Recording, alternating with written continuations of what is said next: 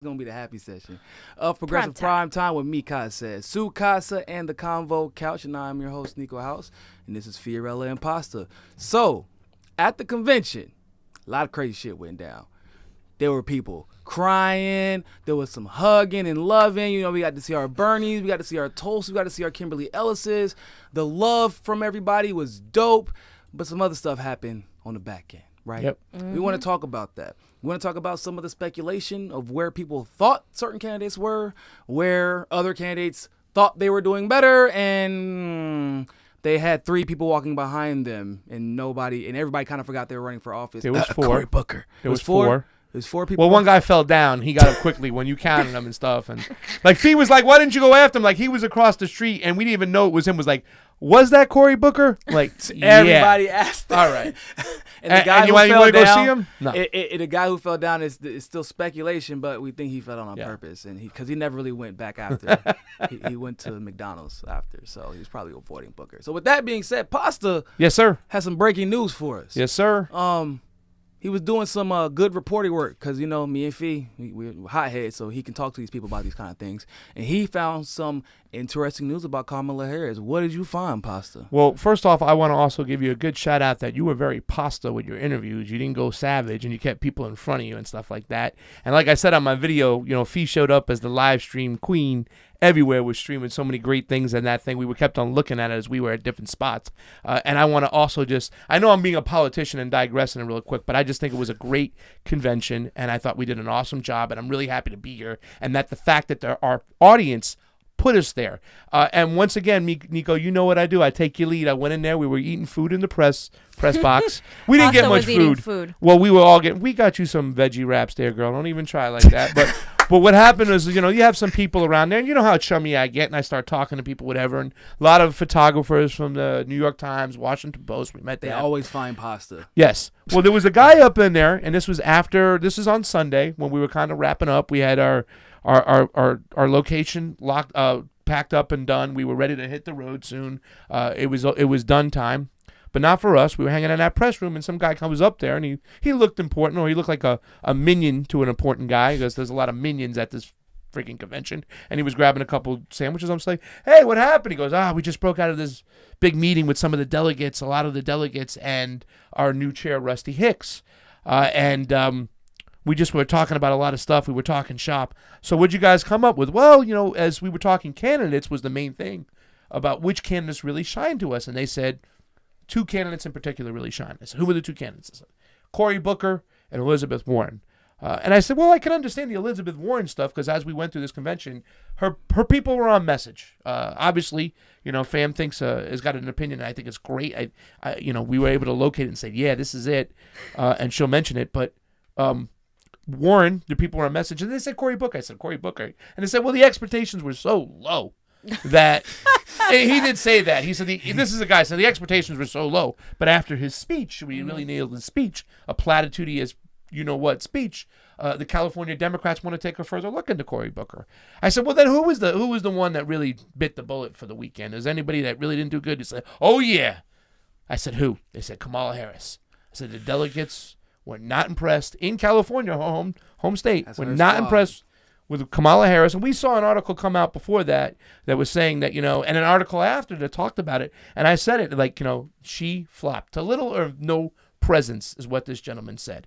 I immediately broke it on Twitter. Even though literally they were giving out lanyards. Yeah. And unless you knew where to look, the only lanyards they were giving out were Kamala lanyards. That's it. But then you go talk to people and they're like, man, you know, I can't stand Kamala Harris. I'm like, but the lanyard. That's all I had left. Yeah. So pretty much that's what they said. Kamala Harris bit the dust, and I think, really, to tell you the truth, that she's done, ladies and gentlemen. Well, I mean, I agree with that. I think she had little to no presence. And also I saw people trying to talk to her, some of my friends that have their own little show, and all her supporters kept saying, you know, why do you support Kamala Harris? They were like, oh, because she's a woman and she's black and yay. And that's it. I never saw that many people, that much excitement for her. I completely agree that she's not a strong candidate, especially in California, which is sad because it's her own state. But about Elizabeth Warren, I think Elizabeth Warren had some sort of presence, but I did not see anywhere the presence that Bernie Sanders and Tulsi Gabbard had outside with the support, because we do have to differentiate between the delegates inside that he was talking about, and then also the people outside, the activists, the volunteers that were there for Tulsi. You did not see that on the inside for Tulsi, because Tulsi has a lot of independent, non-Democrat support. She just does. And you're not going to see those people in there. You can't really go in there unless you have a press pass, unless you're a delegate, or a floor pass, which allows you to go in there. A lot of people don't know that. So, of course, the mainstream media was in there twisting it like, oh, Tulsi didn't really get a good reception, blah, blah, blah. And that's just not the case. She had throngs of people following her. Oh, my God. Same with Bernie. You couldn't get through their crowds. You could not get through. And people aren't going to see that. But we have videos of that we're going to be releasing throughout the week that show exactly that. And I want to start pointing in this direction, Nico. I think Elizabeth Warren is a spoiler for Bernie Sanders. We've been seeing this trend going on, and we've been seeing them push Elizabeth Warren. The ex-Hillary supporters, as well as the faux-gressives in the Democratic Party that are pushing Warren, because she's still an establishment candidate that likes to dip into progressive issues here and there. Yeah. I agree with that assessment, especially after what I saw yesterday or the entire weekend. I would say that so I actually was in the room when Kamala was speaking, like at the convention. It was about 10:30 a.m. on Saturday morning, and they had to keep shushing people because everybody else was more concerned with their conversation in the state of California, in the Bay Area, in the city she was a DA at. They were more concerned with whatever nonsense, catching up and all that good stuff, than listening to their former DA, former attorney general from their area, from their city speak. That's not good. And the reason I say it's not good is because, hell, I don't even give a damn if it's a Vermont Democratic convention and there's a bunch of delegates from either side. No, if Bernie Sanders is speaking in his state, even if they don't like him, everybody's shutting up when he talks. Yeah. Right. Like if Tulsi goes to Hawaii and she's at it and she walks into a room, everybody is looking at her when she walks in, and everybody is listening when she talks. This shows that she has no command really of her state, and it's also likely that we're going to see imminently a pivot by the mainstream. And I think, like Fee just pointed out, we're already seeing it happen with Warren. I don't want to give anybody any disillusion. The establishment is firmly behind her. We saw it live in action. I mean, her presence was out there. I didn't really see her much. I think I saw her once the entire time. Who, Elizabeth Warren? Yeah. Maybe. Her supporters were everywhere. That's the big, yeah. Her supporters were everywhere. Right? Yeah. See, the thing is, so her supporters were everywhere. They were scattered, right? And a lot of the times you see scattered support at these type of conventions because, well, they might support Warren in one instance, but then they'll support like a super establishment person in another instance, and then a random progressive in a random race just because they like that person in another instance. So they're not unified by any particular ideology, just mostly about what's the most convenient, what the most convenient person to support at that time is. And a lot of times they're paid to support that person, or they're asked by their unions to come out and support that person. But with what Fee said, it was a stark contrast between Tulsi's support, Bernie's support, and even Kimberly Ellis's support. It was with their support, it was a very unified support, and both Bernie's supporters and Tulsi's supporters were following them to every caucus, to every speech.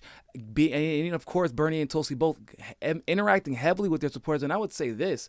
And I didn't see when Bernie first walked into the building, right? So I can't speak for that. I don't know if we were there. But when Tulsi walked into that building, the entire building shut down, basically. All eyes were on her. All people were trying to get up to her. After she spoke, I saw people who had like Daraka shirts on or Rusty Hicks shirts on, and they were like looking because they wanted to take a picture of her, because she's like 100 people like literally surrounding her, and she's just talking, giving hugs, and people were like, and there, I'm like, y'all, it's okay. Y'all can go talk to her. She's not going to bite you just because you have a Rusty Hicks on. Trust me. Because she has that type of presence. And I think we'd probably all be in agreement. Only really her, Bernie, and Kim, too, had that type of presence. Whereas I feel like the other establishment candidates were worried that they didn't have that type of presence, and they actually isolated themselves from just casually walking around the convention and walking around in the open. They were sneaking in through the back. I saw Kamala on stage and then walking off, and that was it. Yeah. I saw Klobuchar. That was interesting. I got a picture with her by accident, but even her, I barely saw her at the convention, and there was no support there for her. So all these people who are supposedly doing so much better than Tulsi, that are even doing better than supposedly Yang and Gravel, like, I know for a fact that a lot of these people will support Gravel and Yang before any of these other candidates, but yet Tulsi specifically, the amount of support she had there, I was surprised at. Because this is in San Francisco. It was hard as hell to get there. It was expensive as hell to get there. There's a lot of Bernie supporters there, and the love between both the Tulsi supporters and the Bernie supporters were amazing. And you just feel that sense of camaraderie and unification that you're like, there's something going wrong. These polls are not matching what we're seeing from the people. And I think that's an important thing to talk about. And we're going to get into another video with what Fee just said about Elizabeth Warren being the spoiler. So really quick, Pasta. Yeah, I just want to wrap up what do you think? What do you think we should be looking out for? Because now we know Bernie and Tulsi did well at this convention, but what do you think we should be looking out for because of this convention? Well, because of this convention, really, it was telling to me, and I do think the whole thing on Warren is legit. We have to really pay attention to that. And you see Tulsi, what we said when it comes to Kimberly Ellis, Tulsi, and Bernie, they engaged. They walked through the crowd to get into the room to make their speeches. Warren didn't do that. Kamala didn't do that. Pete Buttigieg didn't do that. They walked around the back way where they don't have to interact with people, because that's the whole Democratic game. Get out of sight. Don't say anything. Avoid confrontation. Avoid press. Avoid independent media like the fucking plague. But coming out of this thing, two things I just wanted. One thing I really want to talk about when it comes to the candidates, and I said to this, I think Warren has also set herself up to be that competition. Bernie's there. Tulsi shows me that she's going to be around for a while because she's got so many independents and Republicans that will just go and vote for her that the other candidates will not get. So she's going to hang around. But to me, and fam, like I said, you sometimes can see the future. Buttigieg is going to one they're going to transcend to, because we also didn't talk about Joe Biden having 0 presidents. He didn't show up. He was busy raising money in Ohio. We literally all just forgot about Biden. We literally just forgot about him. Bernie called him out, by the way. Yes, and Norman Solomon. Yes, Bernie called him out, and Norman Solomon even said, when we break it down, Norman Solomon said, Joe Biden can't afford to be here. It's too much of a risk. Out of all these activists here, he can't even be seen around. They might boo him. It might ruin him. They just won't do it. So I think he's Shotsky. I think Beto O'Rourke. Me and Johnny walked in, him speaking Spanish. I think he's Shotsky. Booker he was hasn't done begging anything. for attention. Yeah. He was taking any interview he could get because nobody was really interested. Like, I was walking to get food, and I saw him, and I'm like, oh, I'm hungry. I got to go get some food. Where's your security, Beto? Don't need any. Got to go. Right? Like, we had a hard time But finding Fam money. said this, and I just want to leave. I'm going to leave with this and pass it off to Fam. Buttigieg.